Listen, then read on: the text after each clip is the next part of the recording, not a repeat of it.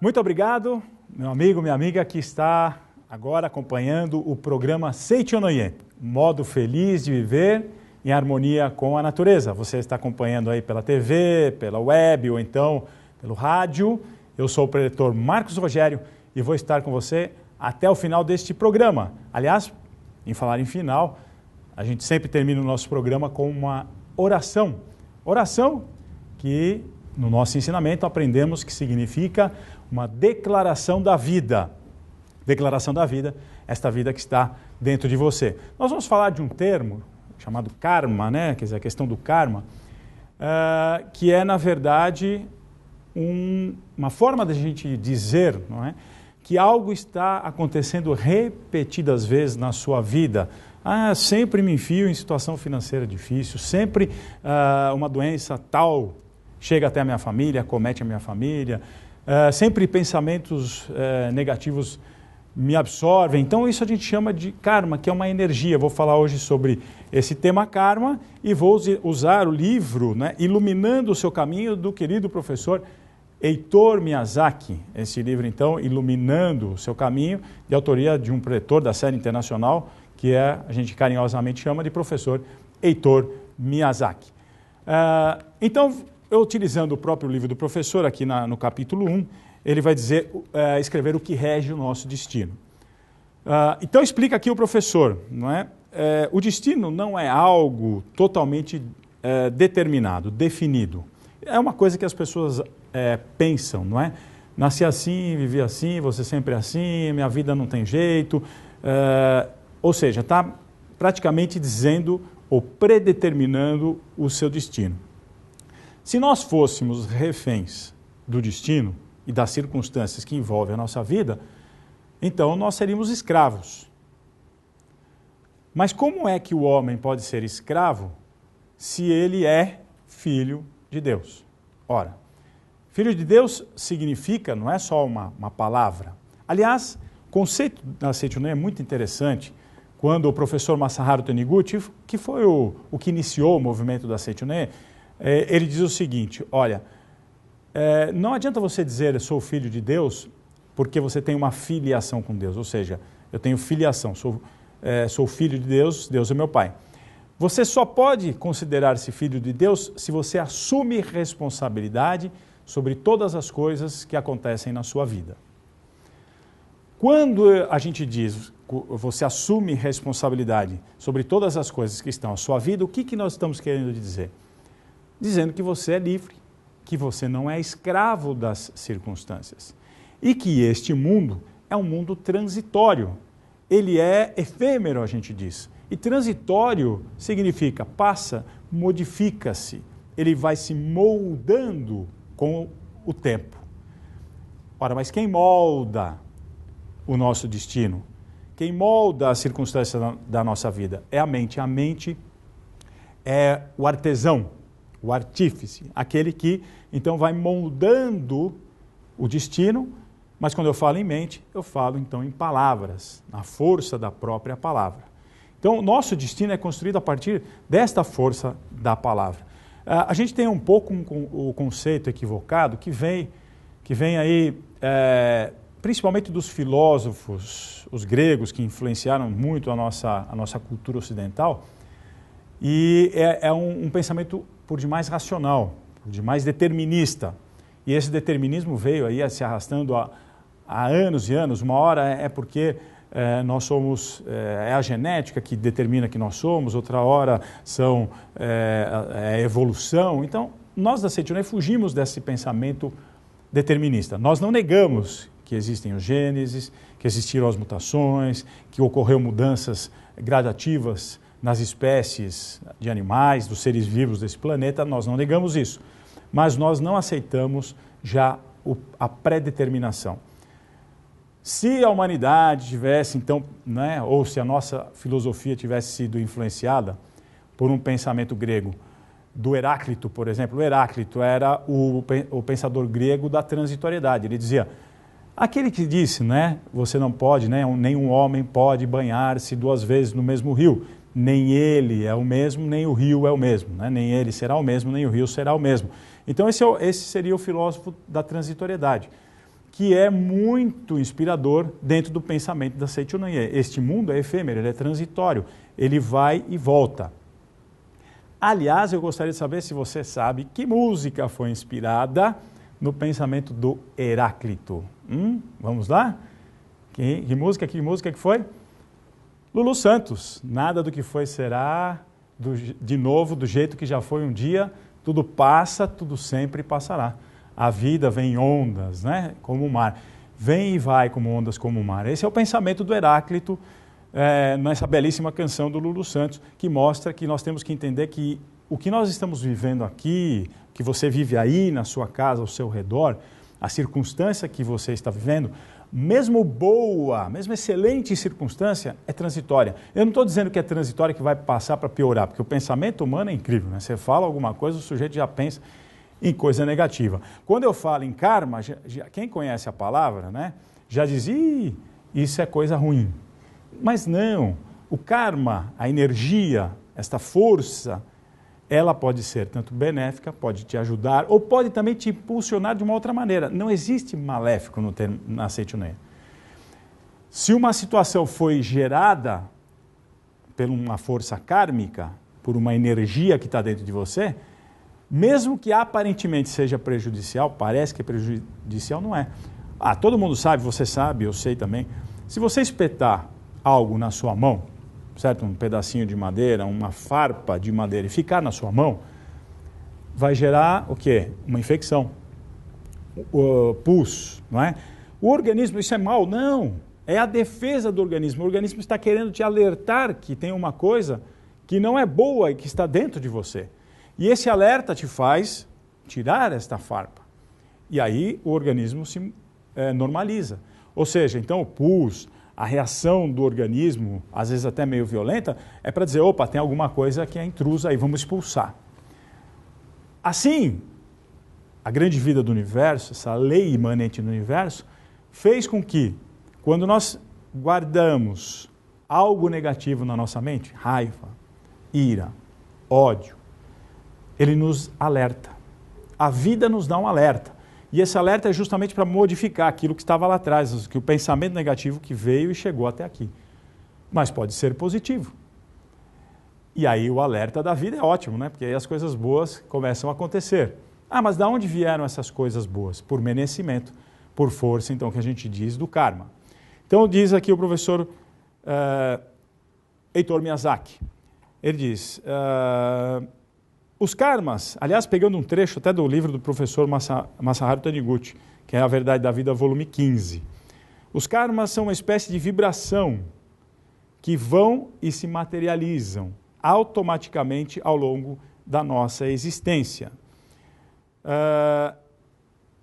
Ele poderá mudar, ele não mudará, enquanto não transcendermos esses karmas através da conscientização da verdade. Quando eu digo que o karma não muda enquanto não transcendermos a conscientização, eles não são transcendidos, né, não são superados, enquanto a gente não se conscientiza da verdade, a conscientização aqui está escrito apreensão. Apreender significa modificar a maneira de eu ser. Então veja, eu estou aqui conversando com você, você está ouvindo aí no rádio, na TV, está dirigindo seu carro, pode até estar escutando, né, num CD, você gravou lá, baixou, sei lá o que pode, não sei. Aí, de repente, você está ouvindo isso e você pensa, legal, quanta coisa bacana, estou ouvindo, que legal, olha. Certo, mas isto apenas, por enquanto, é uma informação. Informação não muda a sua vida. Você tem que fazer com que a informação se transforme em conhecimento.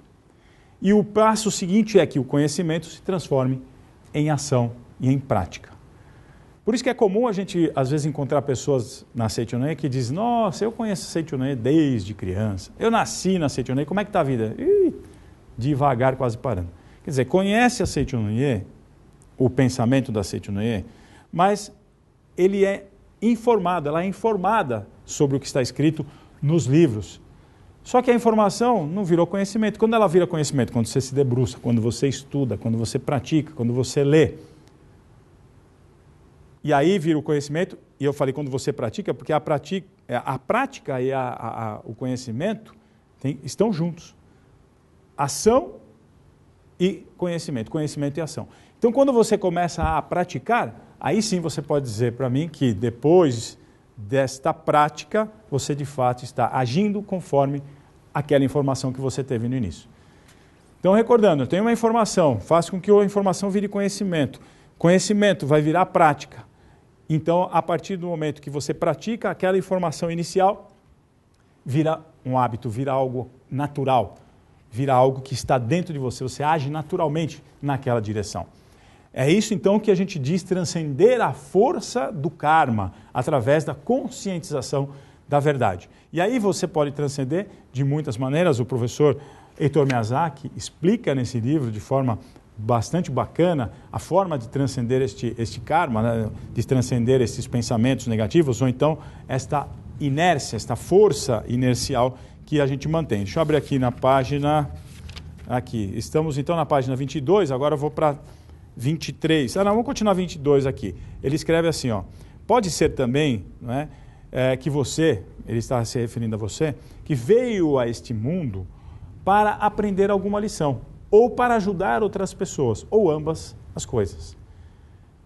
Então nós acreditamos que nós somos, em essência, um ser espiritual, que veio a este mundo viver uma experiência material. Um ser espiritual vivendo uma experiência material. E este ser espiritual traz uma bagagem. Essa bagagem, ela serve para nos impulsionar em determinada direção. Então eu trago os meus hábitos mentais já de longa data. E por isso que algumas pessoas apresentam determinadas tendências já desde a infância. Como é que eu faço para frear as tendências não boas e como é que eu faço para botar energia nas boas tendências? Então tem todo um processo educativo. Claro que eu elogiando as boas tendências, negando as más tendências ou enfatizando mais ainda aquilo que o ser humano está expressando de bom, essas boas tendências tendem a aflorar. Aliás, eu estive numa escola em Diadema, que é pertinho aqui da capital, bom, do lado, do vizinho, faz parte da Grande São Paulo, uma escola que tem 1.800 alunos. E é impressionante, quando nós começamos a fazer um trabalho, nós passamos um questionário para que os alunos colocassem para a gente o que eles pensavam da escola. Só o fato deles serem chamados a participar do processo da escola, de ouvir o que estava acontecendo na escola, aliás, de falar o que estava acontecendo na escola, do que eles acreditavam que estava bom, do que eles acreditavam que precisava melhorar, só esse fato já gerou mudança na escola. Eu ouvi isso da diretora, a professora Priscila me disse isso. E me disse, mas é incrível como esses alunos modificaram com um gesto tão pequeno. Quer dizer que antes os alunos que eram olhados, né, muitos ou alguns eram olhados com certa reserva, começaram a expressar uma outra forma de ser, mas que estava dentro dele. Então mudou aquela ideia de que o aluno era só um aluno que queria às vezes atrapalhar, que queria criar problema. E quando ele se sentiu participando, mudou a cabeça desse aluno e esse aluno começou a ajudar na escola. Então significa que o ser humano pode mudar, ele não é predestinado a ser de determinada maneira, como eu já falei anterior. Aliás, uma das formas da mudança é a oração. Como eu disse para vocês que a informação vira conhecimento e vira prática, a oração é a prática daquela informação. Então, quando eu estou orando, eu estou evocando a vida. Orar não é ficar pedindo a Deus algo, proclamando algo a Deus, algo como se estivesse me faltando algo. Como se eu estivesse buscando, através da oração, encher um buraco de uma carência enorme que vive em mim, que está em mim. Não, a oração é a declaração da vida, é declarar aquilo que já é de bom, que já é perfeito, que já é maravilhoso, que está aqui em mim, que está no universo. Então isso faz com que você modifique a inércia que você tem em com uma determinada mania, um determinado hábito, um determinado pensamento, uma doença familiar, que é isso que nós chamamos então de karma. Então esse karma ele pode se manifestar, explica aqui o professor Heitor Miyazaki. O karma pode se manifestar através então da fala. É o karma que a gente criado pelos maus hábitos de falar mal dos outros, mal do país, mal das pessoas, mal das circunstâncias. Então a gente vai falando mal, vai falando mal, vai falando mal. Então isso gera uma energia, né? Uma força inercial chamada então karma, que, eu vou fazer um parênteses aqui, que vem do sânscrito. É uma antiga linguagem clássica da Índia e que significa ação. Portanto, o karma simboliza a ação que cometemos pelo falar, pensar, agir. Então, nós estamos falando do falar, do pensar e do agir. Eu comecei falando já do falar. Esta ação, que significa karma, né? Quando eu começo a repetir diversas vezes coisas negativas, a gente já sabe, até o nosso organismo sente. É uma coisa mais do que sabida. E se você começa a falar mal dos outros, você vai alimentando essas coisas negativas, o teu organismo, você como é filho de Deus, esta força negativa, pelo karma da fala negativa, ela acaba se acumulando dentro de você e uma hora tem que ser expulsa, porque você é filho de Deus. Então essa coisa negativa, essa energia negativa, ela vai sair em alguma forma, doença ou coisa assim. Se você está, na verdade, com esse pensamento, né, com esse hábito de falar mal, corte esse hábito agora, por favor. Comece a trocar as falas negativas pelas falas positivas, pelas palavras positivas. Aliás, né, é engraçado, porque quando a gente vai falar mal dos outros, né, junta um tantão de gente, não é verdade? Se você vai fazer uma fofoca, quanta pessoa à sua volta. Vai falar bem de alguém, deve juntar uns 3 ou 4. O hábito que a gente tem de pensar de forma negativa. Aliás, a própria ciência hoje, falando a questão de como funciona o nosso cérebro, o cérebro esquerdo, o cérebro direito, não é? A gente sabe que, principalmente as pessoas que vivem na cidade, usam muito o cérebro racional, mas o nosso cérebro, o hemisfério esquerdo. Então, esse mau hábito faz com que a gente fique só analítico. E nós acabamos, então, deixando de utilizar o lado mais que busca a sensibilidade, que é o lado que a gente chama mais analógico das coisas. O outro é o digital, o hemisfério direito, o lado mais analógico, não é? Que a gente busca a parte da sensibilidade, de poesia, etc. Então, quem vive só com o lado racional, usando o seu lado esquerdo, do hemisfério esquerdo, fica uma pessoa muito fria, porque ela começa a analisar, fazer análise crítica de todas as coisas. E aí você vai falando, e vai gerando o karma, os karmas negativos da fala. Dizem, não é, que quando a pessoa fala muito mal, pode gerar, inclusive, feridas na boca ou outros tipos de enfermidades ligadas à mente, tá certo? Bom, a gente já sabe disso aí, a ciência já fala, já estamos sabendo disso, não estamos inventando nada. Hoje a ciência já comprovou, porque você vai ao médico hoje, a pessoa já pergunta como é o seu estilo de vida, considerando que esse estilo de vida afeta necessariamente o seu corpo. Bom, a outra parte criada que pode gerar karma é o pensamento. Então eu falei da fala e agora vamos falar do pensamento. Eu vou pensando negativamente e eu vou perdendo então, inclusive, a própria força, né, o próprio desejo de viver. Então nós não podemos nem falar negativamente, nem pensar negativamente e muito menos agir negativamente. O livro do professor Heitor é muito interessante porque ele traz um monte de histórias que ele foi pesquisando dentro dos jornais Estado de São Paulo, ele cita vários jornais aqui, então ele foi colecionando essas histórias de pessoas que agiram de forma negativa e acabaram então recebendo o troco de volta, né? Quem semeia vento, já sabe, né? Colhe tempestade, assim diziam os antigos, para explicar sobre essa lei kármica de ação e reação. Tem até uma história interessante que ele fala que lá na China, né, ele conta aqui na China, que havia um senhor que fingia que era cego. E aí a esposa dele que ficava lá recolhendo o dinheiro. Um belo dia, né, ele estava lá de olho fechado, etc, tocando uma gaitinha, o povo lá botando dinheiro para ele, mas ele ouviu uma mulher dizendo assim, põe aqui nesse chapéu. E aí ele ouviu que a voz não era da mulher dele. E ele aí, distraidamente, disse que abriu o olho e levantou e foi em direção da mulher. Bom, dizem que o chinês saiu correndo, está correndo até agora, porque o povo queria pegar ele. Então o professor conta essa história para dizer a questão do karma produzido pela ação do corpo, ou seja, aquilo que eu faço com o meu corpo para prejudicar alguém. Necessariamente, então, esse karma vai se extinguir uma hora. E ele pode se extinguir, então, claro, de diversas formas, ouvindo uma grande dificuldade, ou então a partir do arrependimento, da conscientização da verdade, você modifica a sua maneira de ser.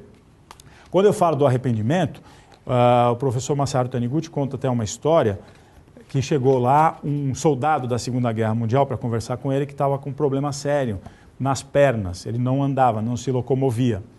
E o professor Masaru Taniguchi foi conversando com ele e ele foi contando que ele era um exímio espadachim, que ele lutava com a espada como ninguém. E ele havia matado 85 pessoas no cálculo dele e outros animais também. E o professor Masaru Taniguchi conta que ele falou isso com nenhum arrependimento.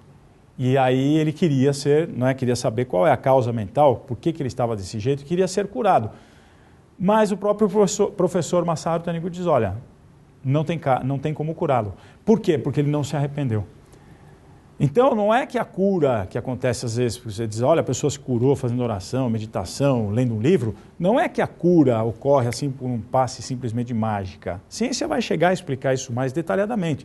Acontece que a modificação do pensamento a partir do arrependimento é tão grande que a pessoa então acaba modificando o seu próprio corpo. Então, a gente sabe disso, que essa mudança é possível de acontecer. Mas eu queria deixar então um recadinho para você, porque assim, o que eu posso fazer de prática, Marcos, no meu dia a dia? Então eu vou dar uma dica para você que chama-se o relógio de sol, gravar somente as horas em que o sol brilha. Eu desafio você a fazer o seguinte, pegar um caderno e registrar, ficar com um caderninho na mão e todos os dias você andar com esse caderninho e cada fato bacana, bom, que você ler, que você ouvir, que você presenciar, ver, alguém fazendo bem para o outro, você registra nesse caderno. Como se fosse um diário. E, aliás, é um diário de bordo. E depois, no final do dia, você vai ler todos esses fatos bons que você viu e presenciou. Isso vai criar uma energia tão positiva ao seu redor. Eu tenho feito isso. Tenho usado até o meu telefone para fazer isso aí, porque eu fotografo. E aí, olha que interessante. Um belo dia eu estou andando na rua, aliás, não, eu peguei um jornal e li que existia uma pessoa, uma bióloga em São Paulo, que ela anda fotografando, catalogando aquelas plantas que nascem na rachadura das calçadas das paredes. Olha, eu confesso um negócio para você, para mim tudo aquilo lá era mato. E até enfeiava a cidade. Né? A prefeitura não foi lá cortar, onde já se viu. Quando eu li isso, mudou minha mente. Olha que coisa incrível. E aí eu comecei a fotografar e eu descobri que existe um monte de espécies, que tem flor que nasce, um monte de flor diferente. Até aí a vida nos brinda. Nas rachaduras, onde nem tem terra, como é que essas plantas sobrevivem? Olha como a vida é grandiosa e maravilhosa. E aí mudou o meu conceito. E hoje eu registro isso no meu diário do relógio de sol e registro isso no meu celular, fotografando e mandando para os meus amigos. Então eu queria convidar vocês a criar esse hábito para que a gente crie, né, uma atmosfera de amor, de solidariedade, de companheirismo, e se acontecerem alguns karmas negativos, que se extinguam pela força da verdade. Vou agradecer você, mas temos uma oração, não é verdade? Para realizar. Muito obrigado. Já é tradição. Todo domingo das 9 às 11 horas da manhã, em mais de 500 pontos espalhados pelo Brasil, você tem um encontro marcado com a felicidade. É o Domingo da Seichonoye, onde você assiste a reuniões alegres, com palestras que ensinam a arte do bem viver e como superar os mais diversos problemas do cotidiano, como se tornar mais saudável, dicas para atrair a prosperidade, o que fazer para ter uma vida mais harmoniosa e plena. Tudo isso você encontra nos nossos núcleos a cada manhã de domingo e com entrada franca. E mais, livros que iluminam a vida, orientação pessoal com professores da Seichonoye, espaço infantil onde seus filhos aprendem o beabá de uma vida mais harmoniosa e ligada a Deus. Enfim, aqui você encontra amigos, respostas e o conforto espiritual necessário para superar todos os obstáculos. Venha e traga sua família para o Domingo da Seichonoye, o modo feliz de viver em harmonia com a natureza. Confira a nossa programação.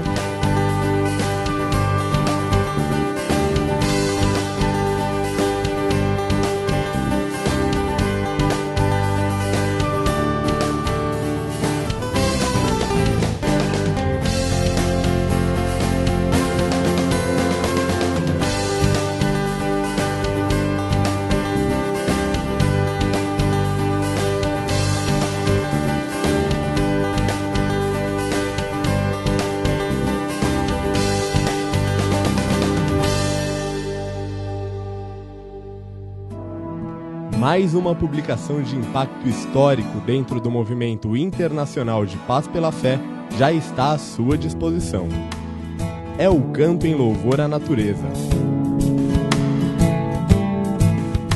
De autoria do Supremo Presidente da Seichonoye, professor Masanobu Taniguchi, as edições seguem o formato do original, em japonês, iniciando com a escrita de palavras feitas de próprio punho pelo autor. O significado é harmonia, completo, requintado e delicado. Na sequência, está a oração para visualizar a grande harmonia entre a natureza e os seres humanos, plena de profundos significados doutrinários. Segue-se na forma de poema o Canto em Louvor à Natureza. Por último, o leitor encontra a letra da Canção das Águas e das Florestas, de autoria do professor Seicho Taniguchi.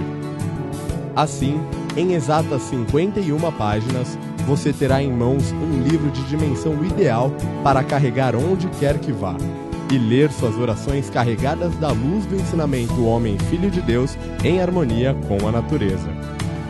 Canto em Louvor à Natureza, disponível em uma de nossas livrarias. Muito obrigado!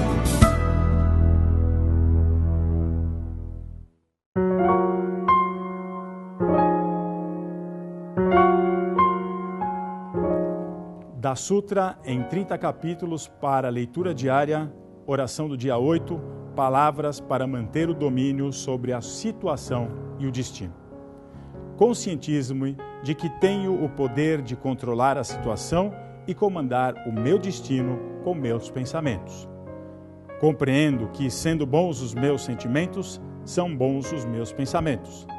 Sendo bons os meus pensamentos, são boas as minhas palavras. E sendo boas as minhas palavras, o mundo que habito torna-se um mundo ideal, repleto de bondade. Por isso, não abro a boca para dizer más palavras.